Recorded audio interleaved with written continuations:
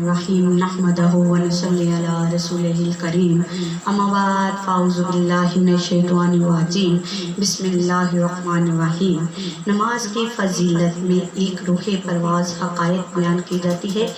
ایک مرتبہ ڈاکوؤں کا ایک گروہ ایک مالدار آدمی کے مکان میں ڈاکہ ڈالنے کی غرض سے جا گھسا۔ اتفاقاً صاحب خانہ کی آنکھ کھل گئی، اس نے شور مچا دیا، اہل محلہ جاگ پڑے۔ ڈاکوؤں نے گھبرا کر راہ فرار اختیار کی۔ اہل محلہ ان کا پیچھا کر رہے تھے، ڈاکو بھاگ رہے تھے، لوگ پیچھے آ رہے تھے۔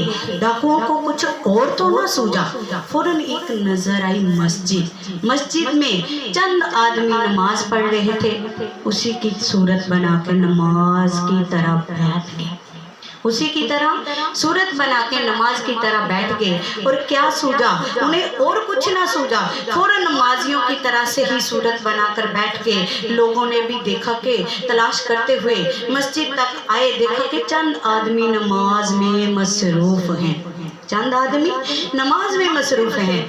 انہوں نے سوچا کہ کوئی اور ہی بھاگ بھوگ گئے ہیں، چلتے ہیں ہم، مسجد میں کوئی اور نہیں ہے۔ کہنے لگے چلیں، افسوس چور تو بھاگ نکلے۔ چنانچہ وہ لوگ بھی ناکام واپس لوٹ گئے۔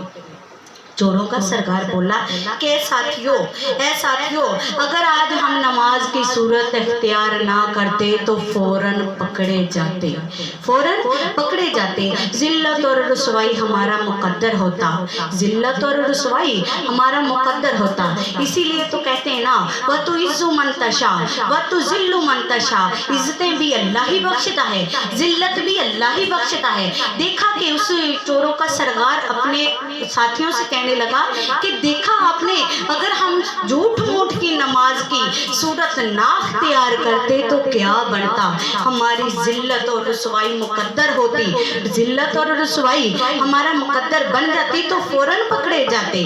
تو جھوٹ موٹ نماز کی صورت اختیار کرنے کی یہ برکت ہے، اور ہم ذلت اور رسوائی سے بچ گئے۔ اگر ہم صحیح واقعی نماز درست طریقے میں اپنا لیں تو دوزخ کی آگ سے بھی نجات مل سکتی ہے، دوزخ کی آگ سے بھی نجات مل سکتی ہے، تو اللہ ہمیں بچا لے گا۔ اس لیے اے ساتھیو، میں تو آج سے لوٹ مار سے توبہ کرتا ہوں، اور اللہ تعالیٰ کی نافرمانی کی عادت چھوڑتا ہوں۔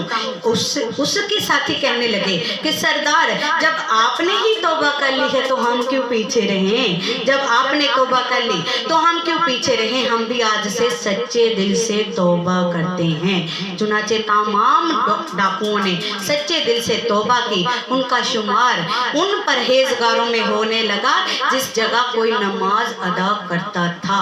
یاد کرو اے ساتھیو، یاد کرو، اگر ہم یہ نماز نہ پڑھتے، اللہ عز و جل نے ہم پر 5 وقت نماز فرض کی ہے، ہم سے ایک بھی نہیں پڑھی جاتی۔ صبح کی پڑھ لیتے ہیں، باقی کی 4 کی فکر نہیں ہوتی۔ ہمیں چاہیے کہ اگر ہم پر نماز فرض ہے تو ہم بھی فرض ادا کریں۔ اللہ عز و جل نے ہمیں نماز کے لیے بنایا ہے، حالانکہ اللہ عز و جل عبادتوں کا محتاج تو نہیں ہے، اللہ عز و جل ہماری نماز کا محتاج نہیں ہے، لیکن اگر اللہ عز و جل نے ہمیں انسان بنایا ہے تو عبادت کرنے کے لیے، ہمیں انسان بنایا ہے تو نماز پڑھنے کے لیے، تو ہمیں چاہیے کہ نماز پڑھیں۔ اللہ عز و جل ہمیں 5 وقت اپنی طرف بلاتا ہے، حی علی الصلاۃ، حی علی الفلاح، آؤ نماز کی طرف، آؤ کامیابی کی طرف۔ تو ہم کیا کرتے ہیں؟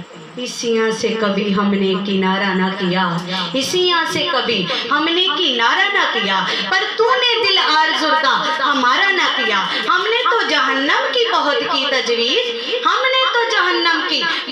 تجویز، لیکن تیری رحمت نے گوارا نہ کیا۔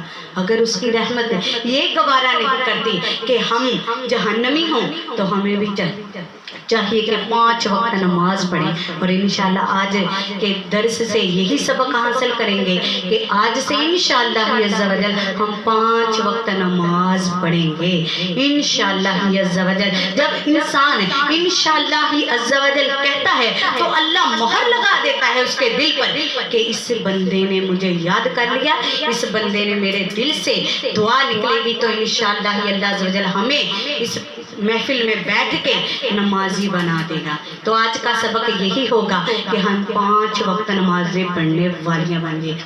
اللہ عز و جل سے دعا کرتے ہیں اللہ عز و جل ہمیں اس بیان پر عمل کرنے کی توفیق عطا فرمائے۔ وَمَا عَلَيْنَا إِلَّا الْبَلَاغُ الْمُبِينُ۔